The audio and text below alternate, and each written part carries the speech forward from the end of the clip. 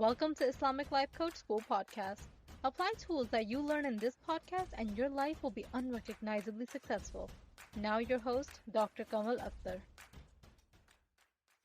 Hello everyone. Peace and blessings be upon all of you. I'm recording this podcast outdoors outside of my regular podcasting area because it's one of the most beautiful days of Florida winter. Most of the year we spend in scorching hot summer, but winter is actually why I live in Florida. We had a few weeks of actually just a few days of 40-degree weather and we were freezing, but now we're back to 70, 75 and it's just gorgeous and I wouldn't miss it. So I decided to do the podcast outdoors, so if you hear birds chirping in the background or airplanes flying by, it's because I'm outside. It's absolutely serene. It's absolutely beautiful. I'm in one of my favorite areas with a lake and benches, and I have my laptop for the recording and my outline, and here I am.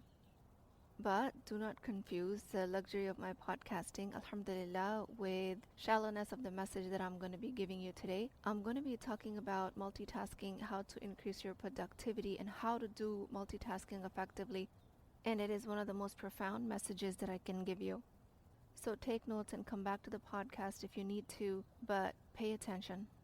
Most times we are craving overstimulation by multitasking because that is what our mind has been cultivated to do through advertisements, immediate gratification of video games, and quick change of pace in TV programmings. And that has to do with comedy in one scene, tragedy in the next, deep sense of fulfillment in a scene after that, and complete restlessness right after that. While we intellectually know that we cannot replicate that roller coaster of emotions in life in such a short period of time as depicted on television, we still try to replicate that because our body craves that level of stimulation. As a result, the culture of multitasking is born. Most of us are trying to satisfy the need of stimulation by multitasking. Everything in the current culture becomes about multitasking. Gatherings with loud noises, music, games, food. Social media, one post gives you a completely different experience compared to the next post. Instagram, TikTok, Facebook, where the novelty of the feeds continues to be the magnetic factor that the algorithm uses to keep us hooked.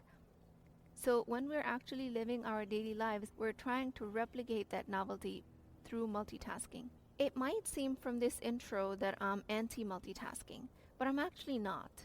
Multitasking is an art, it's a skill. And today we will learn how to properly multitask to optimize our performance, our physical and mental health.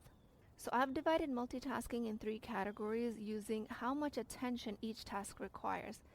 There are tasks that require our active attention, and those are like learning something new, performing or creating something new. A passive task is something that we've performed multiple times before to the point of expertise, and those tasks don't require our active attention, like cooking for some people, or crunching numbers, or stuffing boxes for shipment. Biological functions like breathing, digestion also count as passive tasks, even though they've always been out of our conscious awareness. So multitasking can be divided into 3 categories using active and passive tasks. First category, active on active attention task. Second category, active and a passive combination type of task. And third category, 2 or more passive tasks. So in one of these 3 combinations, active-active, active-passive, or passive-passive, in one of these categories is where lies the art of multitasking. If you find yourself in a position where you're multitasking to the point of exhaustion, you're engaging in more than one active attention task, which is the first category.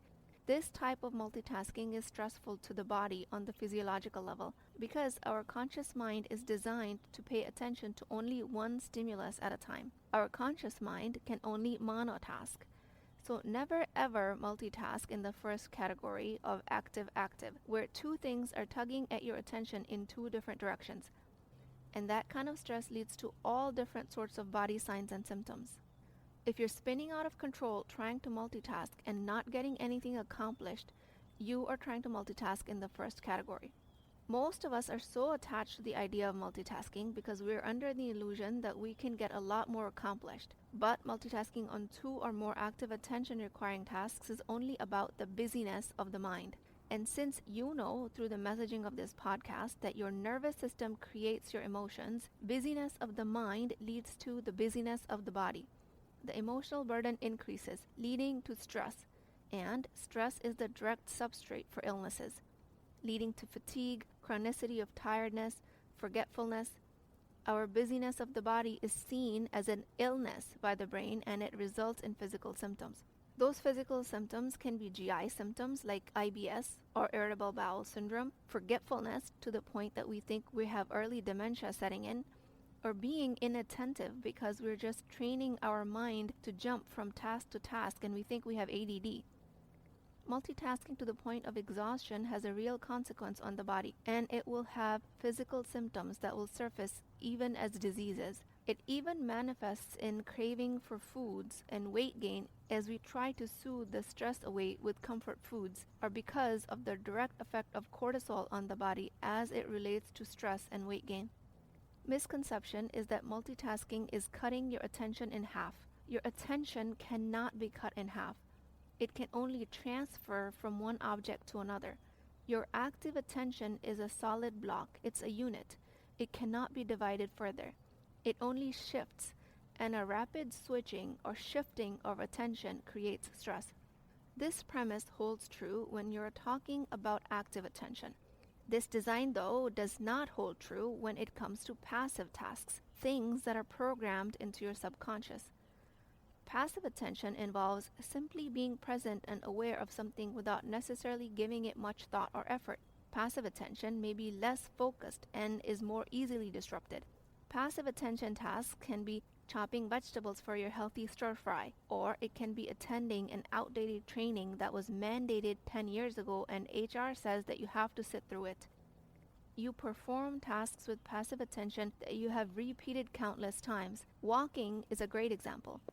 When you were learning to walk as a toddler, it required attention. One step after another, you fell on your bum a few times, but now you've done it so many times that it's passive. You don't even think about it. But I also see in my practice as a physician when someone has a stroke and their walking is affected, they forget to walk like they had learned before because that area of the brain is affected. They need to undergo rehabilitation, which is the process of paying active attention to learn how to walk again, or to talk again, or to eat again, whatever function the stroke affected. They lose their expertise in that action, and they get to learn it again.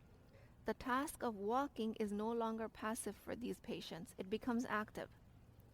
So our nervous system can pay attention passively or actively. Most passive attention is the function of the subconscious mind. Multitasking fails miserably when we're trying to do two or more tasks that require active attention, but we can multitask if both tasks require passive attention, but also in the middle and the most important category, only about 5% of multitasking lies where one task is passive and the other one is active. This second category is where the gold lies, and this only involves about 5% of the daily tasks that we do. Not more than that. There's a whole gamut of functions happening beneath your conscious understanding, including your digestion, including all of the chemical reactions at the physiological and cellular level. Believe it or not, your nervous system is still controlling that part, but that is 90% of the nervous system, and that is the subconscious mind, including the body, which is a part of the subconscious mind. If you have to multitask, and I understand that we all do that, you're going to do it skillfully, and you're not going to just do it haphazardly. Starting to do two things at the same time, because if you start to do two things without thinking about which requires your active attention, it will result in a prolonged time that will take you to finish the job, and it will result in an inferior outcome of your action. So, after listening to this podcast, you're going to create an inventory of what actions are passive for you, something you get done effortlessly. You can create a written or a mental inventory, because on top of these passive tasks, you can take one active task. This is the 5% of the perfect zone of optimizing multitasking. A little while ago, I set out to organizing my 3 kids' closets in each of their rooms, and I gave myself an hour to do the job. And I was also looking forward to learning a new concept from an audiobook, so I decided this might be a good time. I mean, organizing a kid's closet, how hard could it be? I figured it didn't require too much of my active attention, or so I thought. So I'm trying to organize and listen, but all of a sudden it's 40 minutes later and I wasn't even done with one closet, and what I had done so far wasn't to my liking. And not to mention, I didn't understand a single thing that the book was talking about. So I felt so frustrated because of my thinking that this is not working out. This is so much harder than anyone makes it seem. It turns out I was creating that difficulty for myself. I realized organizing closets is not a passive task, at least not for me. So I stopped listening to the book and paid attention just to the organizing, taking old, outgrown, or damaged items out, making room for new ones, organizing by seasons. Well, we live in Florida, so we don't really have seasons, but organizing clothes by hot summer and midsummer items. And the rest of the items took me 10 minutes, at least in each closet. So, at the hour and 10-minute mark from when I started, I was done organizing the closets. A little over my original allotted time, but that's okay. And at that point, my lower brain had the tendency to think that I had wasted the original 40 minutes. But given that I can watch myself think, I decided to deliberately think that those 40 minutes I needed were to be spent in order for me to learn a valuable lesson. And that was that organizing is not a passive task for me. And this is where the beauty of coaching lies. It makes it easy for us to learn life-changing skills without feeling guilty, ashamed, or worn out. Also, in another example, in my daytime job, I work a week on, week off schedule. I work a week during daytime in the hospital and I'm on call during that week. So if I get a call in the middle of dinner time, I have to excuse myself. And I've trained my family where they know that this might be happening. But I also have a week off from work where I keep my phone off completely. And all of my friends and family and coworkers know that if I don't get back to them in time, it's because I'm not attached to the phone for that week. But on my week on duty, I get woken up in the middle of the night with phone calls at any and all hours of the day. And it's predictably happening because that's the nature of my job. And I don't hold that against myself. When the phone call requires my active attention, I don't try to multitask and be present at the table and be present with the kids. I just excuse myself. They're okay with it because they know mommy's coming right back. They know that this has happened a lot where she goes away for a bit and then she comes back fully attentive to me.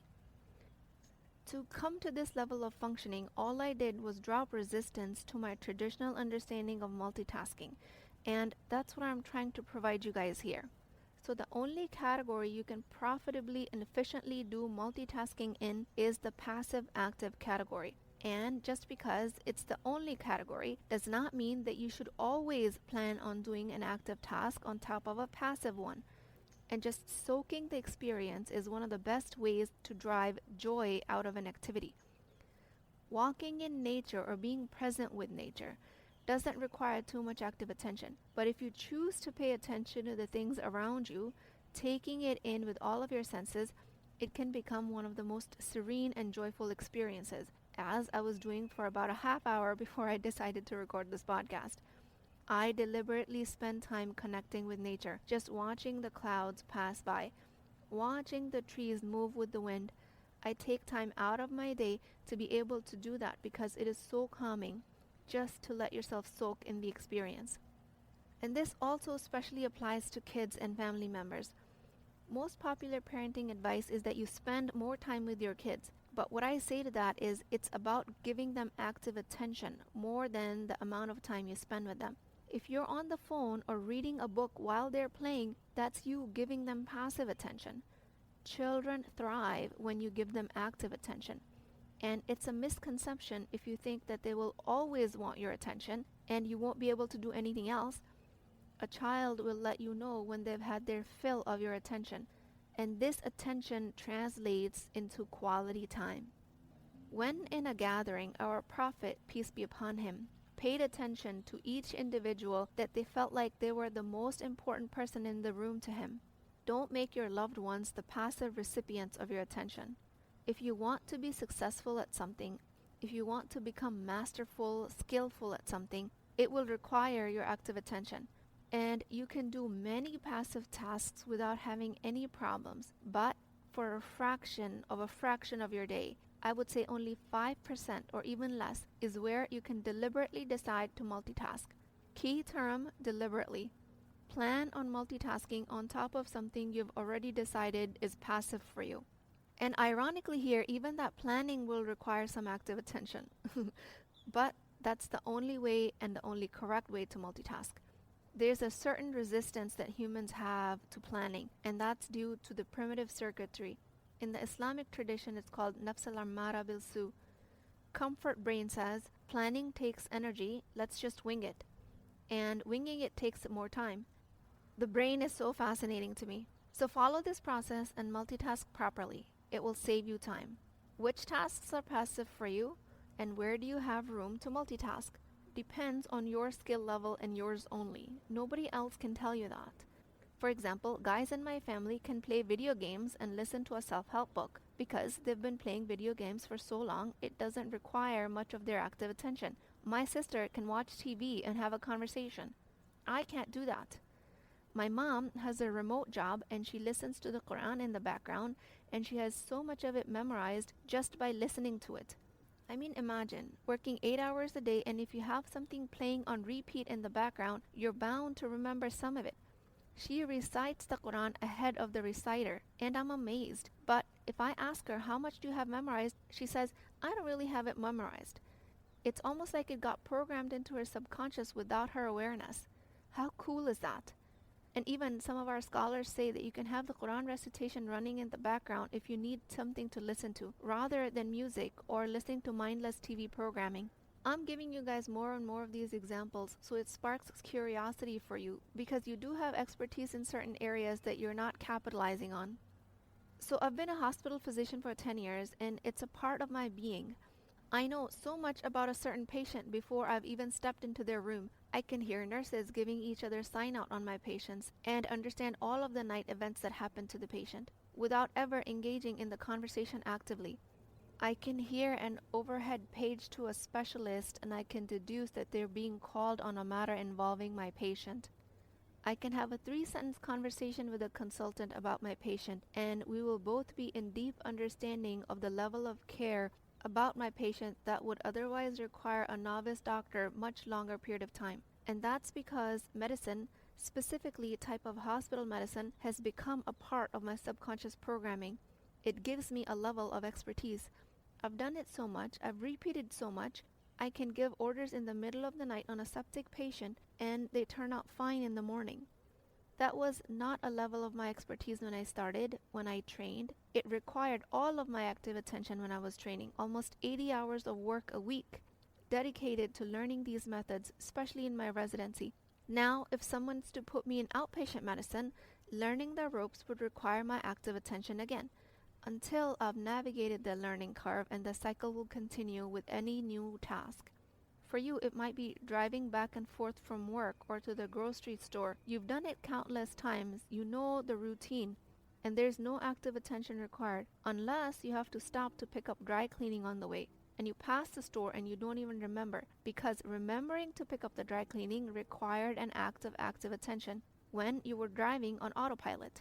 Or let's say you've driven to your friend's house 100 times, but now there's construction going on along the way and you can't drive the usual route. You have to find a different way. Even if you're navigating, you have to dedicate some active attention to the new roads and the new turns. When I was getting my house renovated, the contractors made the tiling process seamless because they're professionals. They've done it over and over again. They don't need to be relearning it with active attention every time they lay tiles in a different house. If there is a task that you've done countless times, then it gets programmed into your subconscious. That's where you have wiggle room to multitask. And I mean some wiggle room. Most of us are making the mistake of spending majority of the day multitasking, thinking we're getting more done. We're not. How much of passive programming goes in your day? It depends on your profession. If you're in a labor-intensive task which requires your physical capabilities, that can totally be outsourced to your subconscious mind. But if you do a job that requires creativity of your mind, then that will require active attention each time you engage in your daily work. That you cannot dedicate to your subconscious mind because you're getting paid to use your attention. This active attention is what my job qualifies under. But like I explained, I've gotten really good at a certain aspects of my job and make it more efficient where somebody new might struggle with it in the beginning. When absolutely not to multitask, and that's during prayers. The whole point is to bring remembrance of Allah in our active attention during our 5 daily prayers or act of any other ibadah. Religion is not compartmentalized. Religion is not just acts, it's a way of life. All teachings of Islam have a profound meaning behind them that help us live our daily lives. Any task done with deliberateness, with mindfulness, with clarity of intention behind it, is always going to be superior. This is why we purify our intentions behind each task before we get to work on it. This application of a level of consciousness to a task makes it worthy of a higher reward. Your attention is your single most valuable currency. Using it systematically and efficiently will put you light years in front of your counterparts. In order to successfully multitask, you have to have 2 qualifying fields. 1, be an expert at one task and choose to do something else passive with it, or something that partially requires attention, but this only makes a small fraction of your day. Much smaller fraction that we're currently dedicating to it. Don't believe a blanket statement that excludes all possibilities of multitasking. If we couldn't multitask, then breathing and watching TV would be impossible. Then walking and answering a phone call would be impossible. There is 5% or less of your day where you can creatively multitask, only if it improves your performance. With that, I pray to Allah subhanahu wa ta'ala that, O Allah, we ask that you give us hearts that are alive and present in our prayers. May we establish our prayers in a way that increases our consciousness of you. Grant us superior capacity to pay active attention in your ibadah. Help us to excel in all forms of worship and free us from distractions. Be our greatest guardian and protector. Help us optimize our lives in this world so that we don't forget the big picture of the hereafter. Let our hearts remain in the state of submission without multitasking. Ameen ya Rabbul Alameen. Please keep me in your du'as. I will talk to you guys next time. If you're interested in getting coached by me, I'm offering a very affordable opportunity to do that with Wisdom Wednesdays. This is not a course, not a lecture. This is an opportunity for live coaching, real change with Islamic adab and etiquette. You do not need more information. You actually need a space to create change. At $19.99 a month, which is the price of takeout dinner, you as a Muslim woman will create confidence, intimacy, and connection without shame or fear of judgment, because your privacy is my highest priority. So join at www.islamiclifecoachschool.com, resources, Wisdom Wednesdays. I'll see you inside, inshallah.